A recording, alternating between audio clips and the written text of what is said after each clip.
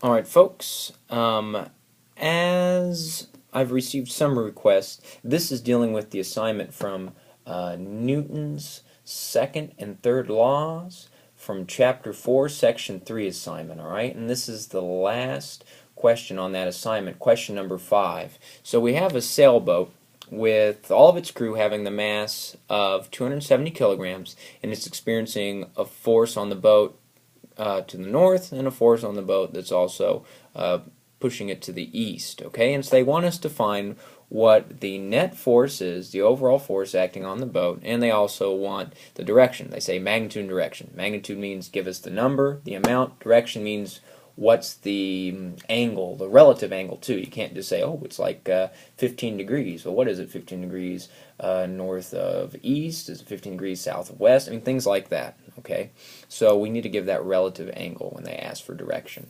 So check it out. We have our sailboat, and we're just going to be looking at a free body diagram here first. So the boat, I'm just going to represent it as a circle. Maybe you can draw on a boat a little bit more detailed. That's fine.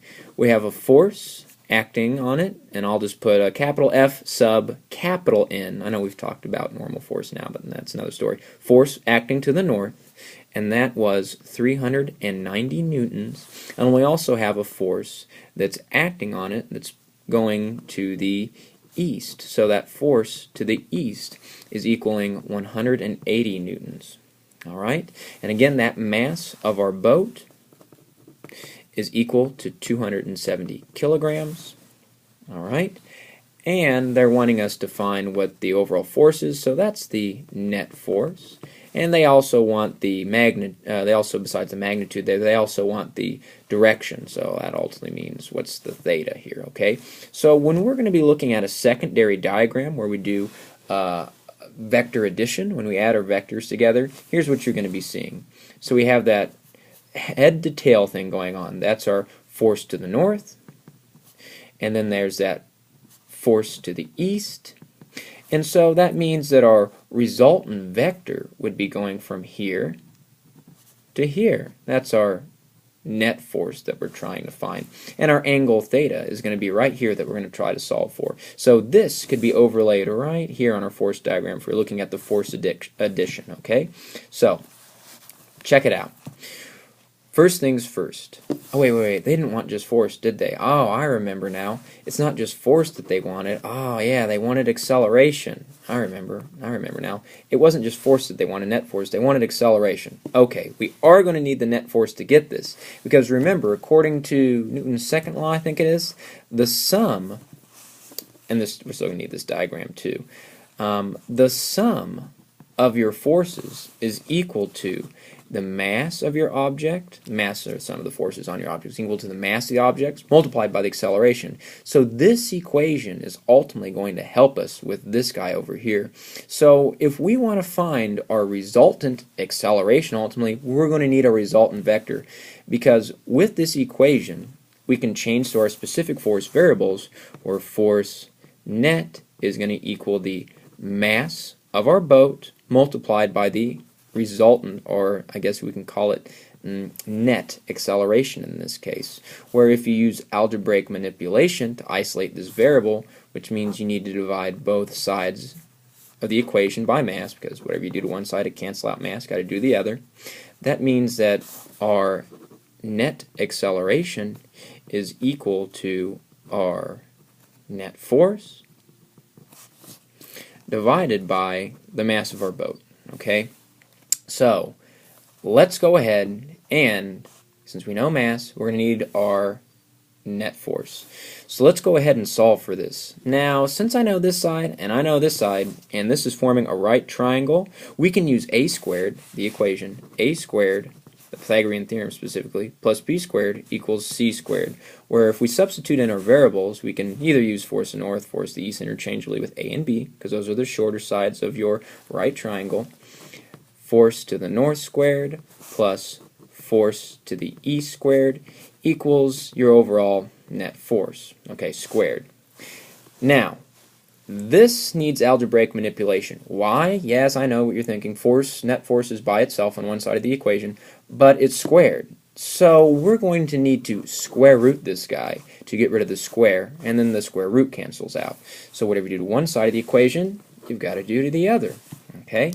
So when you rewrite this equation, you clean it up a little bit, you get your net force is equal to the square root of your force to the north squared plus your force to the east squared.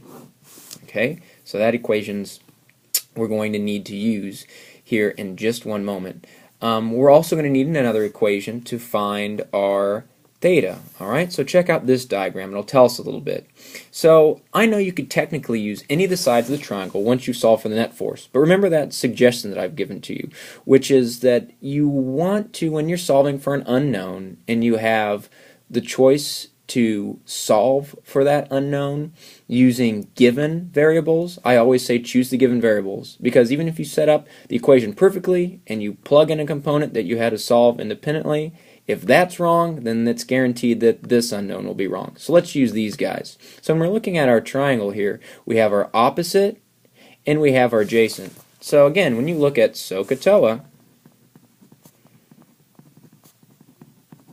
you'll see that the opposite and adjacent, in this case, is tangent.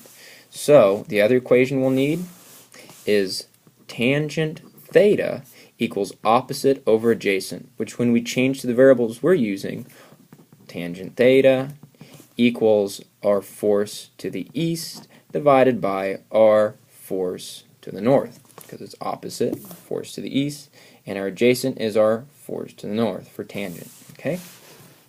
Now, we need to do algebraic manipulation on this equation. So we need to solve for theta, because right now we have tangent times theta equals force to the east over force to the north.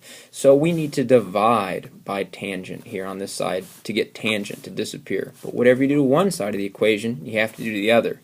Now remember, when we're needing to solve for theta, which is an angle, here's what I always end up doing, telling you to write because of how we use our calculators in class.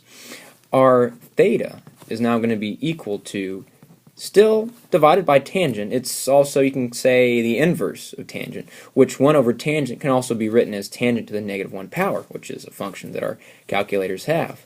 So tangent to the negative 1 power multiplied by your force to the east divided by your force to the north. Alright, so this is one of the equations that we'll use to get our angle theta, and this is the equation that we'll use to get our magnitude. Alright, so magnitude and direction. Remember though, this angle here, we're going to need to give the relative direction.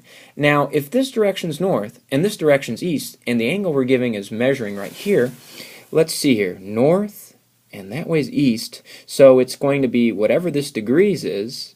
Let's pretend like, but it's not, let's pretend like it's 15. You'd say 15 degrees east of north. It's going to be some angle, whatever you get, east of north. Now for the algebraic, or for the unit analysis, if you need help with that, let me know. Now let's talk about the unit analysis real quick for this guy. I'm going to show you this because I've gotten some questions about this. So check it out. Well, once you get your net force, by the way, again, we're going to use this. So actually, I haven't gotten questions on the unit analysis for this. The unit analysis for this guy. Okay, let's talk about the unit analysis for this guy real quick. So, again, we have acceleration. Your net acceleration is going to be equal to your net force divided by the mass of your boat. Alright, so acceleration, remember, is given to us in meters per second squared, which will be equal to your forces in newtons divided by your mass, which they gave us to us in kilograms. Now remember this, newtons is also equal to, a newton, which is a unit, is also equal to a kilogram times a meter over second squared.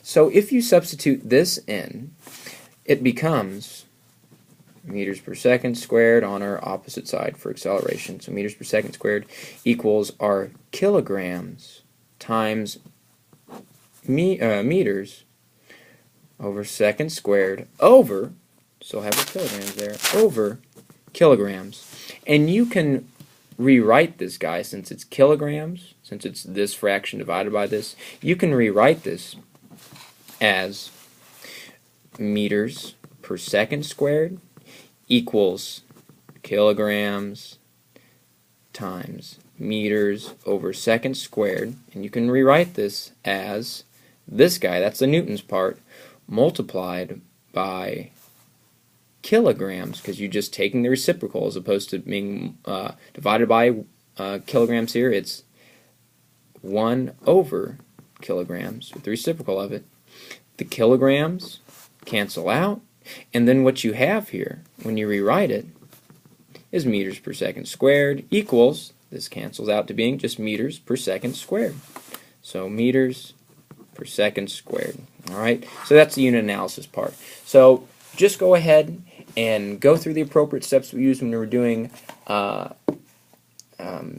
unit analysis and substitution, and you should be fine. If you need more help, though, just come in and see me, and I'd love to assist you. Alright.